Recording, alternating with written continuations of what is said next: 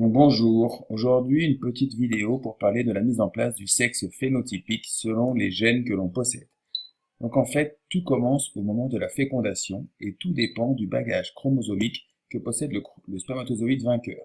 S'il possède un chromosome X ou un chromosome Y, nous aurons deux karyotypes différents. Le karyotype de masculin, caractérisé par deux chromosomes sexuels différents, X et Y, ou le karyotype de type féminin, caractérisé par deux chromosomes sexuels identiques, XX. Alors que se passe-t-il si le spermatozoïde m'a apporté le chromosome Y? En fait, ce chromosome Y possède un petit gène qu'on appelle le gène SRY ou SRY qui code pour une protéine, la protéine TDF.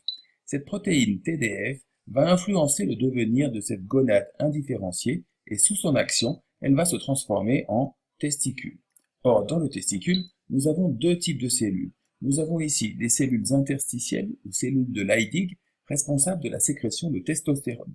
Et nous avons entre les cellules germinales ici des cellules de Sertoli, que l'on voit mieux par ici, qui fabriquent une hormone très particulière qu'on appelle l'hormone antimullérienne.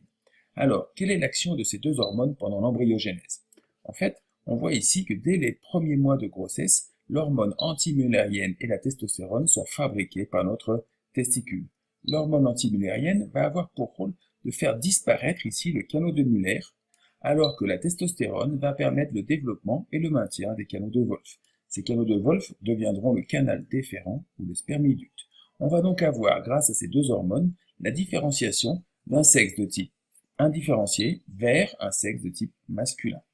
Quand je suis une fille, je possède deux chromosomes X. Je ne possède donc pas de chromosome Y, ni de protéine TDF, ce qui fait que mes gonades indifférenciées se transforment en ovaires. Ces ovaires ne fabriquant ni hormone antimullérienne ni testostérone, je vais donc avoir le maintien des canaux de Muller qui vont se transformer plus tard en oviducte ou en trompe de Fallope, et je vais avoir, comme il n'y a pas le testostérone, la disparition des canaux de Wolff. On va donc avoir une différenciation du sexe indifférencié vers un sexe de type féminin.